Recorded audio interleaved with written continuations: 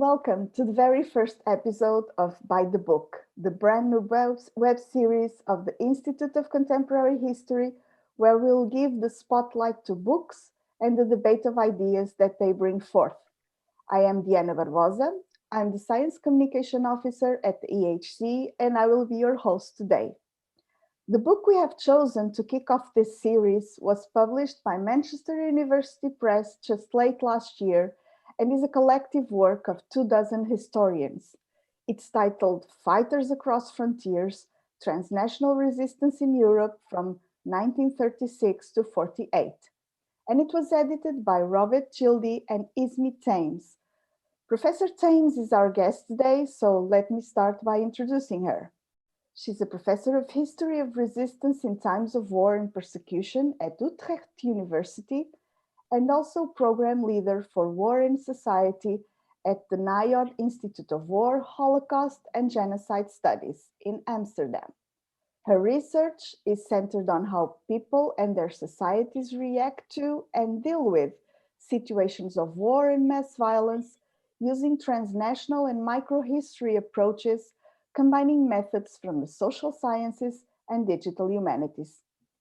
Welcome, Ismie. Thank you for joining us. Happy to be here. With us today is also Dr. Arturo Zoffman, which will be providing a comment on the book. And Dr. Zoffman completed his PhD in 2019 at the European University Institute in Florence. He was based at the National Autonomous University of Mexico, where he worked on a project on the connections between the Mexican and the Russian revolutions. And now he has just joined the EHC, where he will be developing a project that explores the history of far-right trade unionism in Southern Europe during the interwar period. So a double welcome to Arturo Zoffman. Hello, Arturo.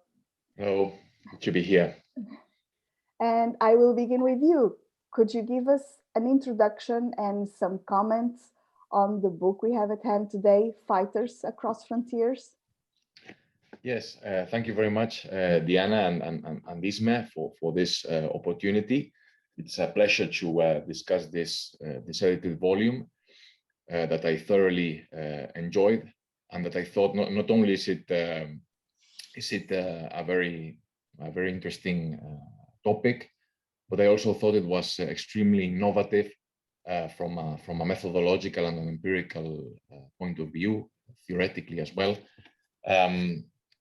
Indeed, Fighters Across Frontiers, a transnational history of resistance in Europe.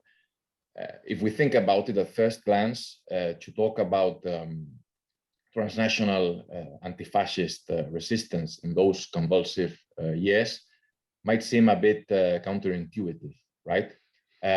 Because after all, the existing historiography and also, I guess, public opinion more generally tends to present those events, the struggle against fascism, against German occupation, very much as an epic of national liberation, and tends to emphasize the patriotic dimension of the partisan movement. And there's no doubt that such an element did exist and was very important. The struggle for national emancipation against foreign occupiers was an important driver of resistance in that period, undoubtedly. But at the same time, there was also an important transnational dimension. The resistance movement had a remarkably cosmopolitan worldview, makeup, and also an operational ambit that often transcended national borders. And this transnational dimension has often been forgotten by the historiography, which has very much been conditioned by the changing political landscape in Europe, which after 1945 tended to emphasize the patriotic aspect of anti-fascism, especially in Western Europe, but also very much so in Eastern Europe after 1989. Perhaps Ismie can say a bit about the question of memory and how perceptions of resistance have changed over the decades. But this political fault lines have very much conditioned the historiography that has tended to disregard or to ignore completely this transnational component, which this edited volume, I think, brings puts on the table in a very effective way, because after all, the transnational movement, the resistance movement, had this transnational component. We see episodes of cooperation, people from very different national backgrounds with different trajectories, who, in the heat of the war and the convulsions that accompanied it, came together, and they didn't simply collaborate, but they also established networks.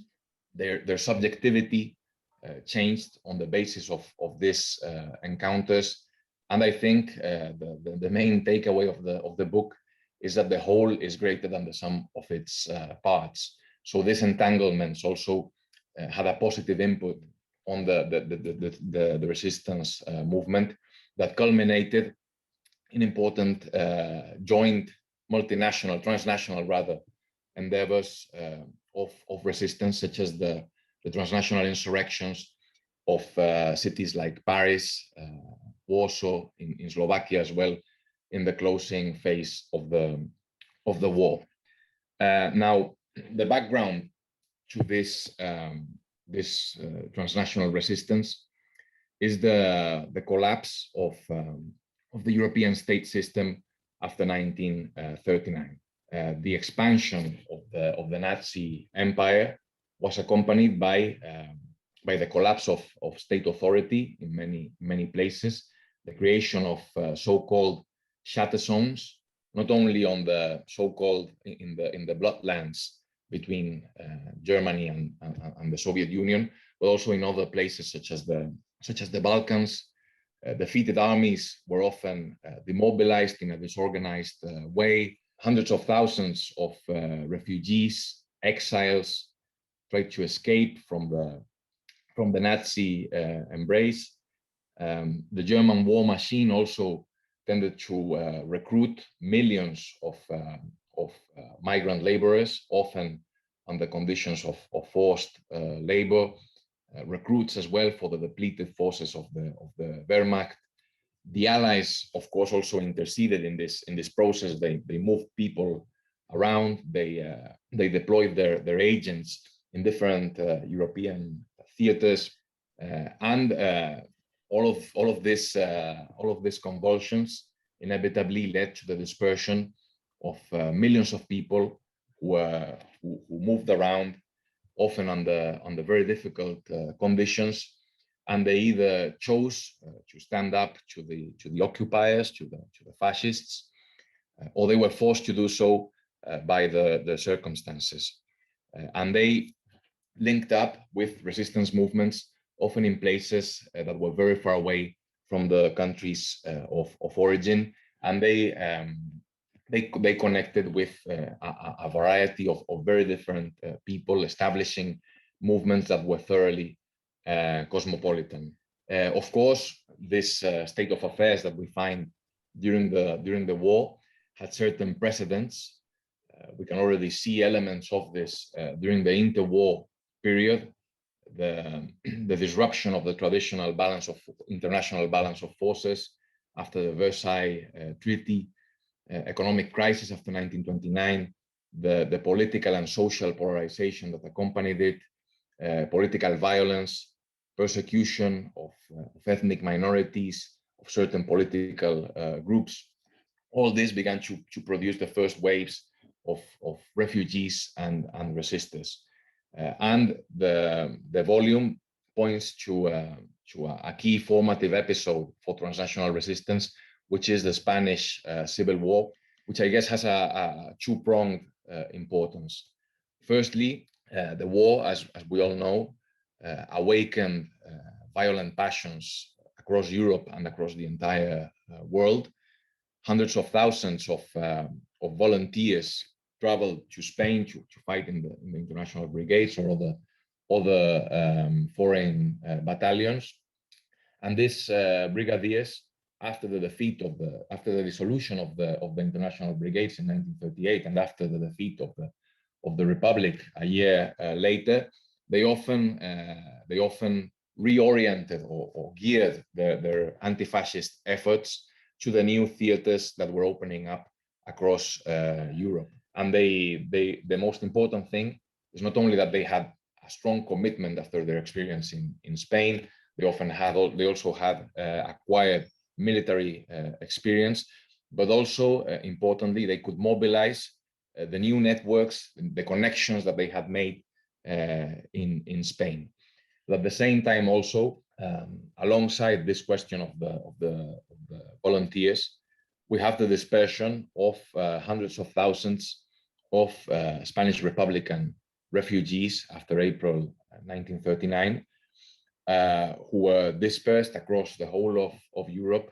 Their commitment to anti-fascism ideologically was often very strong, but beyond that, they were also persecuted both by the German armies of occupation and by the collaborators in France and elsewhere. So they were often forced to take up arms and to connect with the different movements that were crystallizing across the continent. And these refugees often became the sort of the synapses for transnational resistance, participating in the struggle from Brittany all the way to the Ukraine. Alongside this important events and episodes of the Spanish Civil War and so on, it's clear that transnational resistance did not come from the blue. It tended to latch onto pre-existing organizations, movements, communities, collectivities. I think here the communist movement features very highly for a variety of reasons. First of all, because it was organized internationally, particularly until 1943, until the dissolution of the Communist International, which was very much centered around Moscow, but which, of course, as we know, branched out across the entire world. So they had this international scaffolding. They were also committed anti-fascists, of course, especially after the invasion of the Soviet Union in June 1941, but also ideologically, they were internationalists whose efforts were directed towards world revolution, of course. But the communists were important, but they were not the only such movement that was present in this transnational anti-fascist endeavors. We also have social democrats, we have anarchists. I thought the reference to political Catholicism and Protestantism was very interesting as well. Many of these Catholic and Protestant militants became involved in transnational resistance. And then, of course, we have persecuted minorities, most prominently the Jews, who even before the war had been displaced by the rise of fascism, and who chose, or more often even were forced by circumstances to resist fascism and to become involved in different partisan movements across the continent. But there were other such minorities as well, such collectivities. I thought the reference to migrant workers was very interesting. This is not very well known, but before the Second World War, countries such as France or Belgium had very large contingents of migrant workers who faced severe persecution under the occupation, and who often spearheaded resistance, and who also acted as intermediaries with movements in their home countries. And this sort of entanglements, these connections, this movement of people was stimulated naturally by the Allies, who tended to deploy their own agents who helped coordinate the struggle.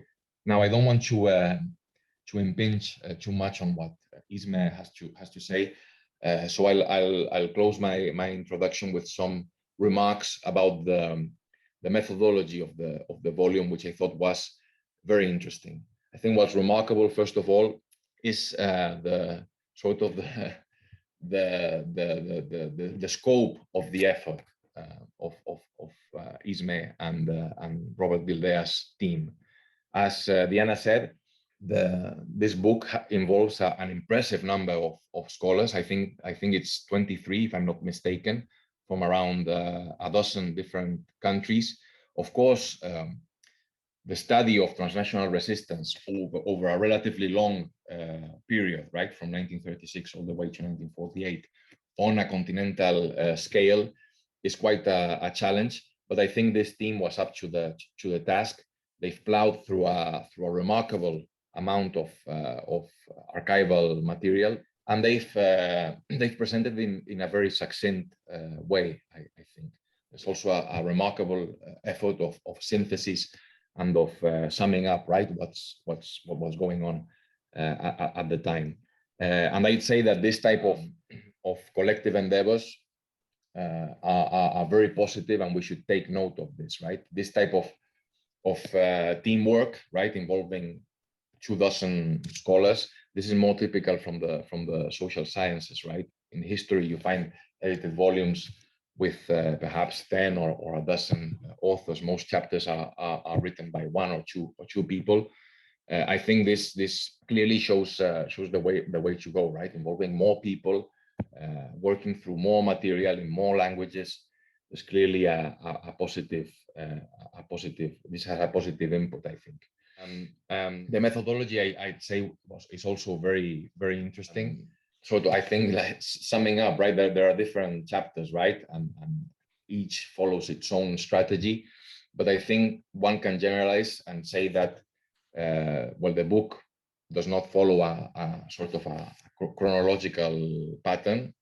Neither does it follow naturally sort of a national framework, but it rather tends to pick up on different themes, right? Certain places, for instance, loci. We could call this melting pots for transnational resistance. I think the authors call it points of encounter. So there are chapters, for instance, devoted to concentration camps, right, where resistors from very different parts of the continent and beyond came together. Also, there's a chapter devoted to this so-called shatter zones in places like the Balkans. Other chapters pick up on particular groups, right? The Jews, migrant workers, allied agents, particularly from the British SOE. And finally, other parts of the book analyze certain events, right, such as the collapse of the Spanish Republic, right, and the dispersion of the Spanish refugees, or the transnational insurrections of Paris, Warsaw, and Slovakia. And these chapters tend to make some general observations, right, about this particular theme, and then they illustrate it through particular case studies that tend to utilize biography as a window onto transnational resistance. I think the choice of biography is very opposite. First of all, because transnational processes tend to rely on intermediaries, right? Certain people who move around and who act as bridges between different processes, between different movements. They weave transnational networks. And I think it's an effective device, right, to pick up on particular biographies, to trace this mobility, right, that underpin transnational resistance. But there's also an additional important aspect to biography, which is the study of subjectivity, which I thought was one of the most important aspects of the book, right? Not simply to study mobility as such, but also to understand how the movement of people, right? How, for instance, a Spanish Republican who moved to France was then moved to a concentration camp in North Africa, who returned to Europe to participate in the liberation of Paris, right? How the subjectivity of such an individual changed in the heat of events and in the heat of the struggle. I thought this was very, very interesting. And also the final chapter, I thought, was perhaps one of the best in the book, because it talks about memory and how fighters reinvented themselves, how they rearticulated their experience during the war, and how this all was shaped by the changing political fault lines in Europe. after the war. So I think biography is a very effective strategy for this topic. I think I've run out of. I've spoken more than I should have. I have a few questions to ask, but perhaps Isma can say a few words, and then we can continue a conversation. But I thoroughly enjoyed the book, and I hope that this this presentation will stimulate, will encourage our colleagues to read it. Thank you, Arturo. I'll now pass the stage to Ismi to bring us some thoughts on all these comments that Arturo made. Plenty of food for thought there. Thank you, Diane. Thank you, Arturo, for all your kind words. And I'm really happy that you enjoyed the book. And it's just such a pleasure to hear somebody like you tell the book back to me. And behind me is the whole team, of course, who contributed to this book and who was part of this whole process. Maybe I start with just saying a few words about how we actually did this teamwork, because it was quite an experiment, and it was not a conventional way of working for none of us. So there were moments that we were like, okay, no idea whether this will work out and where we will end. Maybe we'll just have this big fight and then everything explodes. Luckily that didn't happen. I think it started already quite some years ago when Robert was just gathering people together around this idea, because he thought, I've come across so many people in resistance movements who were not from the country that they were resistors in. So he was like, I need to do something about this. This is important. This is big.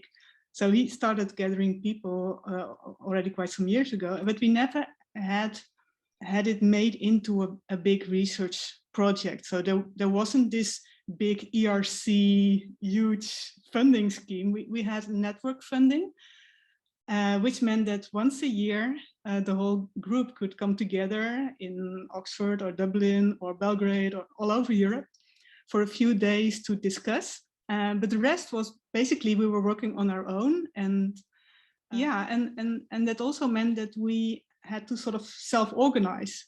So there was not a structure saying like, okay, by then you need to reach this milestone and you have to report to Brussels or whatever. So it was a very self-organizing event. And I think the workshops were crucial in this, because then we came together, we could discuss our ideas, we could understand how we did not understand each other, which was very important in this process, because indeed it was more than 20 people from all over Europe, from Israel, from the US. So even when we all spoke English, even when we all used the same words, it didn't necessarily mean that we were talking about the same things. So that was a very important part of the process, just figuring out what it actually was that we were doing and what actually transnational resistance was, and why it was not international resistance, and why it was not Comintern, and why it was not you name it. So we had many conversations about these things, and by the end, I think it was 2016, well, not really the end, but the end of the workshop series, we sort of agreed on taking this approach of looking at people moving around. And that didn't start in 1936, obviously. But the outbreak of the Spanish Civil War meant that we had a point to focus on, like, okay, here we see many people suddenly, crowding into Spain from all places in Europe and even beyond Europe, because they thought like, okay, this is the place I need to be now. It could be for many different reasons, but they came there, they went there. And our focus thus became on people moving, going to places, encountering each other in violent conditions. Not like our workshops, like, with a beer or at a dinner, but in violent conditions, encountering each other and reinventing themselves. I think a big thing within the book is about how people change because of what they experience, what they do, and the other people that they come in contact with. We sort of not necessarily followed the same group, but this was kind of the approach that we took. Like, okay, where are the people gathering and people in resistance where something crucial happens to them?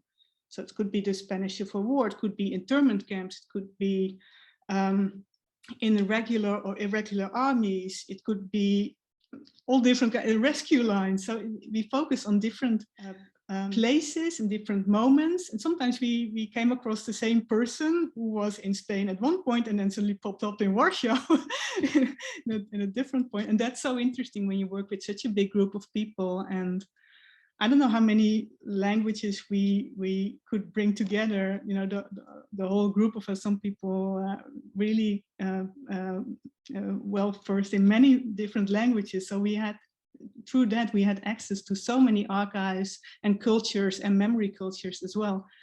So that was really something I think you can it's very hard to replicate something like that if you are in a fixed structure, or if you want to, you know, sort of say in advance, like, this is what we're going to do, this is how we're going to do it.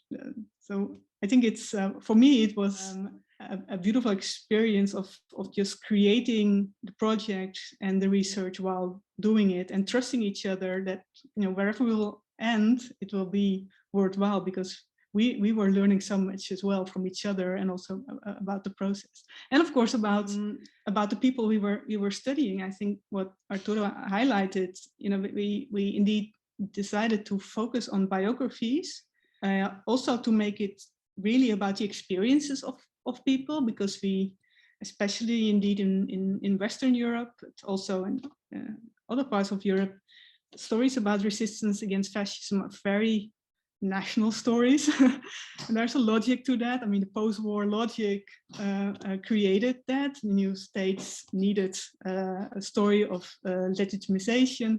I mean, why were they in power? Well, because they were the resistance. So it needed to be linked in that period in time. And of course, we're now, I don't know, more than 75 years later. So it's time that we start questioning these things. Like, okay, we don't have to think about resistance against Nazi occupation or against fascism in purely national terms. And it basically, if you keep doing that, you sort of miss out on the experience of millions of people. And those were the people who also made up the 1940s and the 1950s. And so they were there, but they didn't really have much space to integrate their experiences into these national frameworks, national stories. And of course, the shifts in them, it changes. 1970, of course, is different from 1945, and after 1989, things change again. But I think it's important that we keep bearing in mind that this is something we have only started exploring this, I think. And strangely enough, or maybe it's not strange, but I often think that people who study Second World War, and especially resistance linked to the Second World War, they tend to maybe not imprison themselves, but they tend to stay within certain boundaries. Like, okay, now we talk about this country or that country, or maybe we talk about the German occupation regime. But it's, when I compare it, but that might also be interesting for discussion. When I compare it to people who are in First World War studies, they are much freer. They're much wilder. They try many more things, and I always like, you know, to sort of create bridges between these two, well, not disciplines, but ways of studying world wars, if you put it like that. I made a few more notes. Obviously, I could talk for ages about it, but maybe it's nice if we have a bit of just a conversation about things that might be interesting for the listeners or the viewers. I'll hand back to you, Diana. Yes, no, Arturo has mentioned that he had a few questions, so I'll pass it on to him. Yes, well, thank you, Isma. This is very interesting. I was wondering how you go about writing a book with so many people, right? And it's not simply a question of, I mean, as in some fields in the social sciences where it's very much about the data, right, and just processing data and that's it. But there's also an analytical, right, dimension to this. What's your strategy? How do you tell the story, right? What's the argument? Who are your protagonists? So I was wondering how you go about doing this, right? It's not conventional, but I think it's very successful. It's successful. It's effective, and I think it's probably the only way of writing such an ambitious study, right? I guess with a smaller team, you could write something about the international brigades or about a particular insurrection or about whatever, Poles in Greece fighting in Hellas, but to try to study so many different episodes, countries over such a long period of time, it's the only way of doing this. And I guess, I mean, I imagine that these workshops must have been a very exciting point of encounter, right? A crucible of transnational historiography, I guess. And it makes what you're saying about biography makes a lot of sense as well. It's probably the way to channel the research effort, right? And I guess, as people pop up in different theaters, in different contexts, I guess the team can quickly trace their movements, look where they're going, how is it that they appear in a different part of the continent, and I thought these reflections on the practicalities of the volume are very interesting, and we should learn about this. It's not common, and it probably it should be, right, to involve greater numbers of people, because it's not simply that there are lots of authors, right, but that the chapters themselves are often written by 4, 5, 6 people. I imagine, I mean, I guess I have a question about this. How is it that you write a chapter with so many different people? I guess you divide it up, or I mean, the practical aspects are quite intriguing. But I also, I guess, just to open up the discussion, I had some more analytical questions. I guess one of the things that I was thinking about is the question of ideology, right, and how not simply subjectivity and how one presents oneself, and why an individual is forced to move around and the decisions he or she takes in different contexts, but also how ideology changes. And I guess the question of internationalism is important. How the struggle against fascism is conceived, and how the war itself is interpreted, not simply as a patriotic struggle, but as a much more general effort. And I had a question as well about the tension between internationalism and patriotism. I guess many of these people who are moving around, who show up in North Africa, and then they appear in the Balkans, and then in Poland, and then back in Western Europe, I guess many of them had sort of an international ethos, but at the same time, this was not completely incompatible with patriotism. But I imagine that there was probably some tension between these different worldviews. Yes, thank you, Arturo. Maybe first about how to write these chapters. I'm not sure which workshop it was, but at some point we started discussing the themes of the chapters, and people more or less self-assigned to the topics that they were interested in or that they knew a lot about.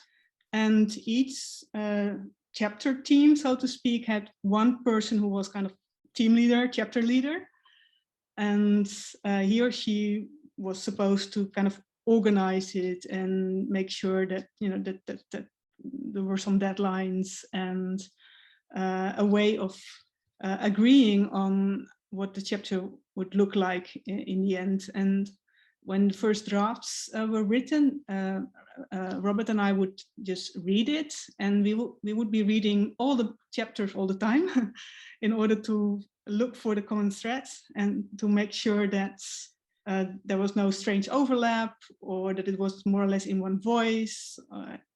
And of course, that meant that the people who were writing had to sort of swallow their pride sometimes, because we would be, going through the text like, no, this shouldn't be here, it should be over there, and this is not you, we're saying this, but somebody else already said it in the previous chapter. Blah, blah. So it was, and I think that for me was one of the moments that it was a bit like, oh, I'm not sure, I hope this will work out, people won't get mad, because when we all come from a tradition of, you write your own pieces, or maybe with one or two other people, usually people that you kind of like, that you know quite well, but you're not really used to people that you maybe not know that much, or that seem not to really understand you, going through your text all the time and making it into something different. And so that was in the final stages of the book, that was really interesting to see how we kept everybody on board, and everybody contributed in different ways, and we were open to feedback, to criticism, and willing to learn, I guess. So that's probably an important element in such a project, that if you enter it with an idea like, okay, this is my topic and I want it into this book in this way because I have a vision about this and I just want it like this, then it won't work, because it probably won't fit. It will be some alien element in the rest of the book, and then you get tensions. But if you have an openness and allow yourself to look at even your own special topic, the thing that you've worked on maybe for decades, allow yourself to look at it from a different perspective and see what happens if you put it into this crucible, into this mix of people and information and knowledge. Then it's basically really nice to see how these chapters were evolving and how they were integrating more and more, how they were connecting more and more, and how also, one of the main questions often was, because I kept stressing, like, we have to talk about the people and how they change, they meet each other, they experience things, and they were not the same people in 1945 or 46 that they were not even in 44, not even, let alone in 36. Or maybe way before that, people who left Italy, for instance, in the 1920s. So we have to show the reader how people change. And of course, then you get discussions like, but how do we know? I don't have a source that says, today I changed. Of course not. And if you have one of those, it's actually quite weird. How to make sense of that. So we had a lot of discussions about sources and how to deal with them in a way that really allowed us to come closer to the contemporary experiences. Because before you know it, you start reproducing narratives that were created maybe in the 1950s, maybe in the 1990s. You sort of transfer them back onto the 1930s and 40s without proper consideration of what it meant. And one example that always springs to my mind when thinking about this is the story in, I think it's in one of the earlier chapters. It's about a Romanian nurse, Galia Singari, who is working in this hospital in a Romanian town, but then she loses her job. She's of Jewish descent, and there's a lot of anti-Semitism, and she's being accused of having communist sympathies. Well, it's clearly not a safe space for her anymore. She doesn't have a family around, so she gets recruited by Comintern and sent to Paris, and then moves to Spain to work in the hospitals in Spain during the Civil War. And we know quite some things about her, because in Spain she meets her future husband, who is already high in the Communist Party, in the Romanian Communist Party, and they end up in France and then in Moscow, and then after the war they come back to Romania, and her husband becomes, I think, deputy minister, I think Home Affairs, I'm not sure. So quite high in the hierarchy, but most sources we have from her, about her, are sources from 1950 and 1956. So that's a very special period, of course, in Romania. And in those years, in 1950s, he has to make sure that the authorities will not purge her and her husband, like, oh, they're suspicious. What did they do all the time abroad? Who are they meeting? Are they true communists? Are they true patriots? Are they? And this is a strange combination of them. And so she needed testimonies from people who could say, like, oh no, she's a trustworthy communist. She's always been a trustworthy communist. So we know quite a lot, but it's from very specific times and circumstances. And sometimes you can think like, oh no, this is so difficult, because now we don't know what she really experienced in Spain, because we don't have many sources on that. But then again, it is so interesting to see how people narrate their life stories, and also how these life stories change, and how different people who give, in her case, for instance, who give testimony about her, highlight different things, because they think like, okay, if I say this, it may help her. If I just leave out that, or if I just take a bit of different phrasing. So the narration of your own story, of your own, as the Germans call it, your own Werdegang, you know, the way you changed, the way you grew into the person that at some point in time you were, and that you needed to be. I mean, obviously, people during the period of the Second World War, in that period, they had to reinvent themselves often as well, and had to take on false names, create a complete new identity in order to sort of stay below radar, or make up different histories of themselves. So this, and that's, I think, one of the things that really fascinated me, is how people find ways to even if it's extreme, the experiences are extreme, that they find ways to make it into one story. The story may be a bit weird when we look at it from this distance in time and culture, perhaps, but this very strong capability or capacity of people to sort of link themselves again and again to their surroundings in such a way that they're not too much in danger. They were in danger most of the time, and many of them also after the war, because they were on the wrong side of the political spectrum, or because they were, for one reason or another, not trusted by the new authorities. So this continuous process of negotiating, who am I, what am I doing, does it bring me, put me into danger? If so, what kind of danger? Who is there to help me? What skills do I have? Where can I go to? Who is there to help me? How can I move on? Can I come back? Do I want to come back? all these questions I found really interesting. And then, of course, it's a challenge when you have to work with scattered sources. Sources, especially from the wartime era, that are very strange. I mean, most resistance groups did not keep nice archives or anything. It was way too dangerous, and they were preoccupied with other things. So how to deal with those issues, I found really interesting, and also one of the things that I really want to pick up for future research. Like, you know, what can we do with very strange sources, but still get close to what people experienced and how it changed them and their stories about themselves. Thank you, Ismi. We are reaching the end of our session. I don't know if Arturo has another question just to close off. Yes, I have many questions, but sadly, I mean, we don't really have the time. No, I thought your comments were fascinating, Isme. It's very particularly the question of memory and reinventing oneself. And we should remember as well that the post-war period was not the easiest either, right? You have the Cold War, sharp political polarization as well, both in Western Europe and in Eastern Europe. You have authoritarian regimes emerging, not only in Eastern Europe, but also we can think of places like Greece, for instance. memoirs are not dispassionate, and they're under enormous pressure, I guess, by the political circumstances, right, in each country.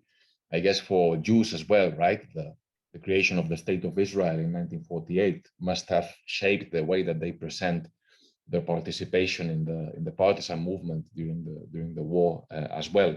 So I guess it's a big challenge, right? You probably need to cross-read the sources, right? Compare, contrast, and I guess sources that were produced during the events themselves must have a particular value. Although at the same time, I guess they're probably a bit flatter, right, than memoirs. They reflect less on subjectivity, on experience. I guess if you look at the SOE archive or at the Comintern archives, you won't find much about experience or subjectivity, or probably you need to do a lot of reading between the lines, right, to tap into these questions. But yeah, I found this is this is fascinating. We can probably end the discussion with some questions about the historiography, right? I thought this comment you made about the historiography on the Second World War and how it contrasts with that on the First World War. This is very interesting. I mean, I was wondering if you could reflect a bit on that. Why is there such a difference? Is it because still we are very much under the shadow of those events, and the post-war narratives have crystallized into a very sort of an impregnable pervasive political discourse that historians cannot really unhitch themselves from. And I mean, I guess this book is probably going to shake up the field very much and open new avenues for research. So I was wondering if you could perhaps reflect a bit on what those avenues could be. Something I thought about, which is a fascinating topic, is sort of the obverse process to transnational resistance, which is transnational fascist collaboration, right? I'm not sure if there's much written on that, but as I was reading the book, I was thinking, well, what was going on in the Wehrmacht, in the fascist camp, among the occupation authorities? There was probably a lot of movement going on as well, and odd people showing up in strange places as well. So, well, those are my final remarks. Thank you. Thank you, Arturo. I could now reply for about half an hour. I won't, but that means that I have to pick one or two brief responses. So about because that's really fascinating, you know, the counter picture, so to speak. So who were the fascists? And it's quite interesting that transnational research on, for instance, volunteers in the Waffen-SS, it started a bit earlier. People like Robert Gerwart wrote on that and others. And I did a tiny bit on it myself as well, looking at Dutch volunteers, for instance. But of course, there's still a lot to do on that as well, especially, again, because we tend, also when it comes to, or maybe especially when it comes to collaboration in Western Europe, it's like, again, collaboration is, you know, betrayal of the nation.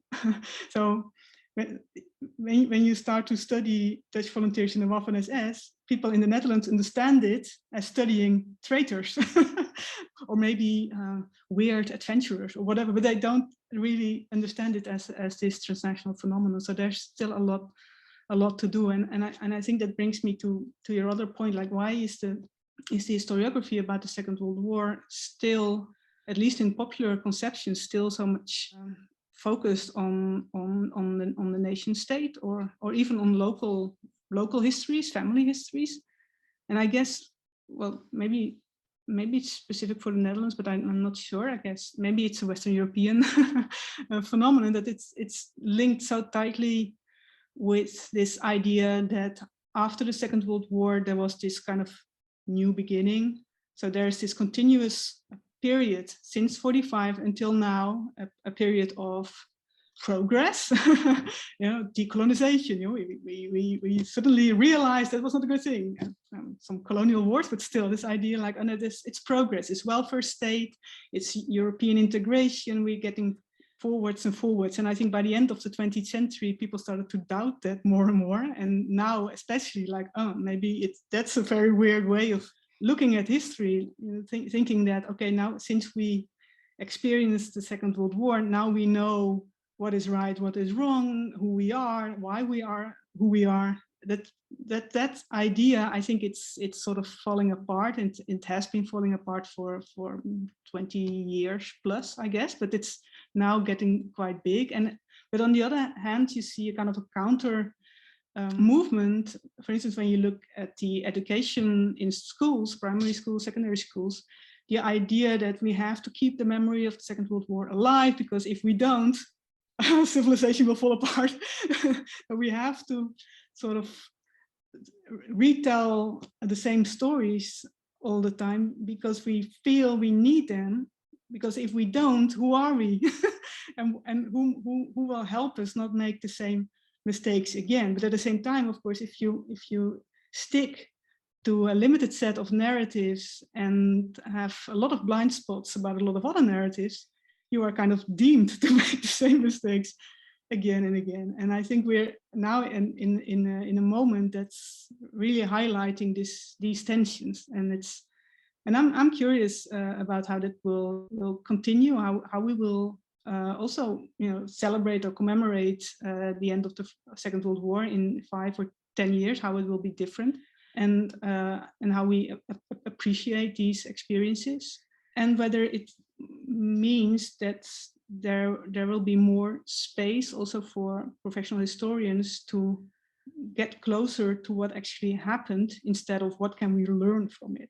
And I guess that's, at the moment at least, one of the big differences with the First World War and historiography about the First World War. It's much less focused on what are we supposed to learn from it, and if we don't, we risk society falling apart. Oh, that's a depressing note to end on. Anyway, I'm curious how this will develop, because it gives, especially us as professional historians, a lot of opportunities as well, and a lot of freedom that I guess we're not only allowed, but also we need to take. We need to not shy away from. Well, it remains for me to have a very big thank you to Isme and to Arturo. I believe we had a very interesting conversation with a wide range topic, spanning from the topic itself and the methods that you had to use and the difficulties of the path that you as a team took.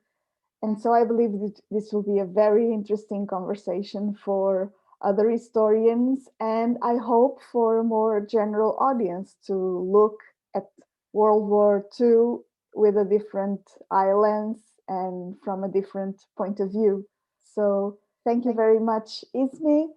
Thank you, Arturo. And to everyone that's listening and viewing us, we hope to see you on our next episode of By the Book. Goodbye.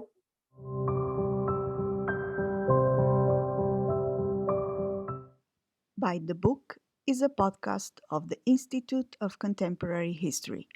Production and editing was by Diana Barbosa. Our guests were Isme Thames and Arturo Thoffman. Funding was provided by the Foundation for Science and Technology. This episode was recorded in September 2021.